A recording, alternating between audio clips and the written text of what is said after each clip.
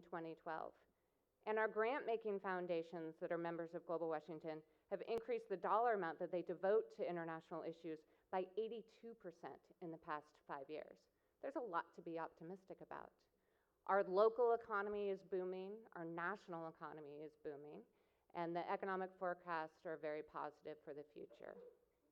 However, and I don't want to understate this, there are significant challenges in the current political and economic landscape that threaten to roll back or undermine the work that we all do for global development to improve lives in developing countries.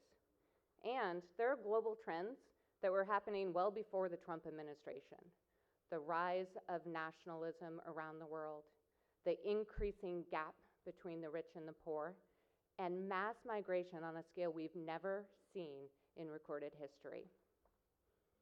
So today, we are all here to discuss the positive and negative consequences of globalization and what it will take to create a more equitable and prosperous world for us all. We're here today to renew, restore, and recommit to the type of leadership that we want for the future, both our individual leadership and what we hope for the country. And we have some of the best examples of leadership right here in the Pacific Northwest. You'll hear from your plenary speakers today who are truly regional leaders that are acting globally to improve lives around the world.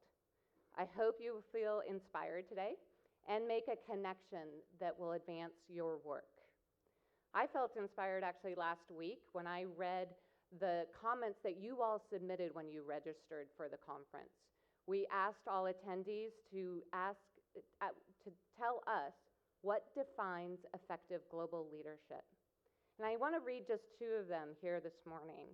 The first one comes from a former professor of mine at the Evans School at UW, Lee Anderson. She says, global leadership is defined by a sense of worth and agency among those you are leading. Thank you, Lee. The second one is from David Jones, who's an employee at Microsoft. He says, global leadership is defined by a vision for where we want to go, a moral framework for making decisions, a plan to move us in the right direction, and a culture to promote creativity, collaboration, accountability, and inclusion. Thank you all for your submissions. There's a compilation in your attendee bag as well. Thank you for being so thoughtful and for bringing that today to the discussions. I'd now like to take a moment to thank our sponsors.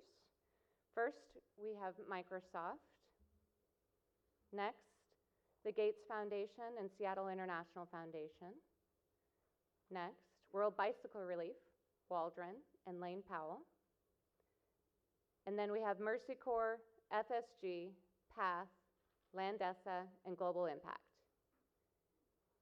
And then we have World Vision as our sponsor.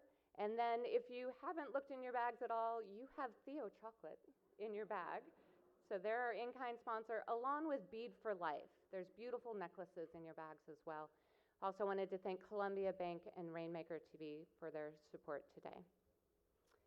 We also wanted to encourage people to use social media throughout the day. The Wi-Fi password is Harbor11 for the whole facility.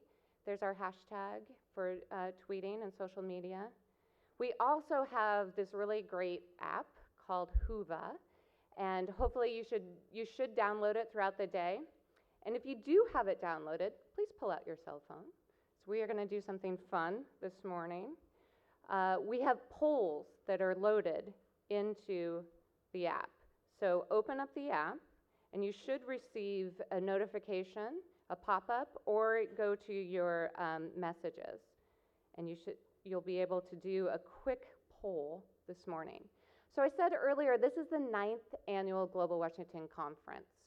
So we want to know, how many conferences have you been to? I know Bill Clapp's here, so I know he's been to all 9. So please click on polls if you have that. And loading. So the options we have are, this is my first Global Washington Conference. Welcome, welcome. 2 to 4 conferences, 5 to 8 conferences, and all of them in the past 9 years. So once you submit, you'll see everybody's answers there. So far, this is great. Oh, we have 65 people, at least the people that have downloaded the app and answered, or this is their first conference. 30% 2 to 4 conferences, 5% 5 to 8, and Bill Clapp hasn't filled out that he's been to all 9 yet. Thank you all. Keep these handy throughout the day. I have actually another exciting piece of this is we traditionally have our fast pitch that we will have later on this morning. And we are going to do an audience choice for our fast pitch. So you need to vote on the poll and let us know which one was your favorite. We don't have a huge cash prize, but the winner gets 3 free tickets to next year's conference. So it's now my pleasure to bring up our keynote panel that we have this morning. Again, I want to emphasize that these are global leaders that are here in our region. So it's quite a privilege to hear from them this morning. So Akhtar, you bring up the panel. We have Anna Marie Kause, John Kelly, and Rich Stearns. Please help me welcome them to the stage.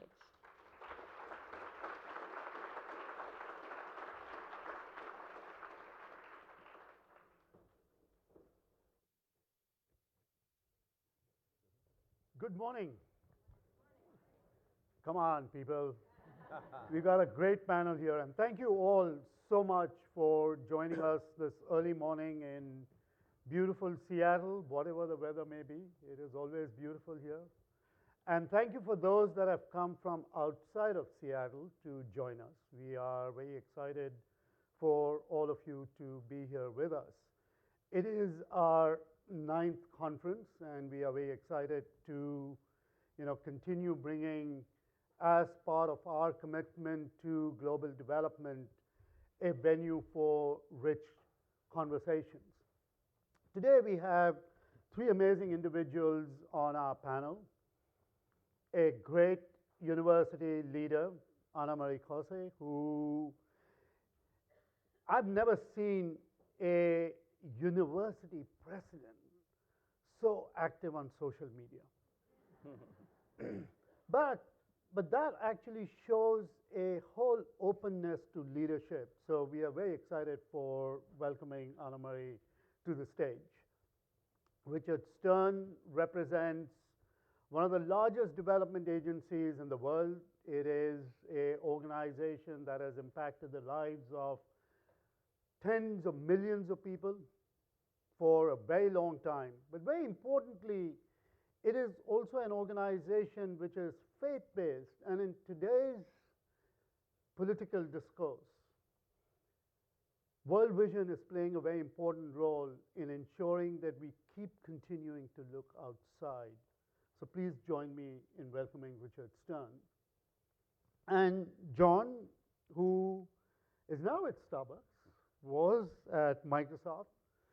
John has this amazing role of taking what is an iconic company, a global icon, something most of us wake up to, probably can't start a day without, and is focusing their energies on issues around youth development, refugees, vets, fair trade, ethical sourcing. You can go on and on. So we are very happy to have John on the panel. So please join me in welcoming all of them.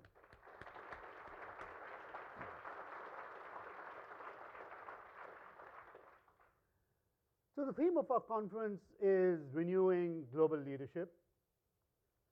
And I want to start off by asking our panelists to just talk a little bit about how they understand the word leadership and what it actually means for them as an individual and also from their institution. So let me start off with Anna Marie.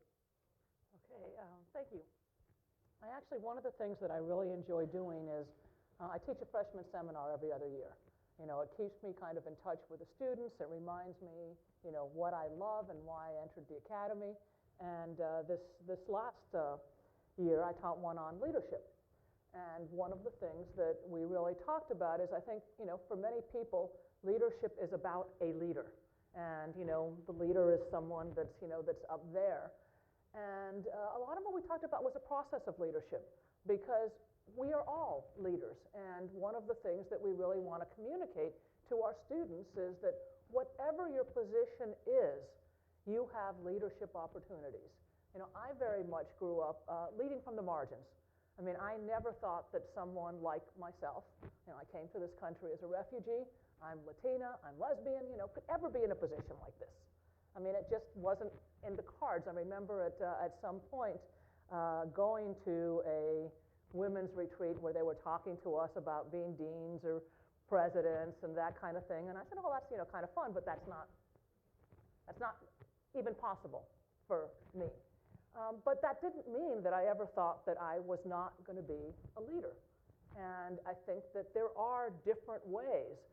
In fact, leading from the margins, you can do some things like, you know, throw bombs, and I don't mean that literally, but, you know, and which, you know, when you're leading from the middle, you have to be much more of a moderator between events. So, you know, I think of leadership, really, you know, I try and focus more on the process of leadership and how you have opportunities. People sometimes ask me, I get asked by students, you know, how did you get here? And it's actually, it sounds like a simplistic answer, but it's the truth. You say yes a lot. You know, people ask you, will you do this? And you say yes, and you figure out a way of doing it relatively well, and then they ask you to do something else, and you say yes, and all of a sudden, you know, you're doing bigger things. So, you know, I like to focus on that notion of leadership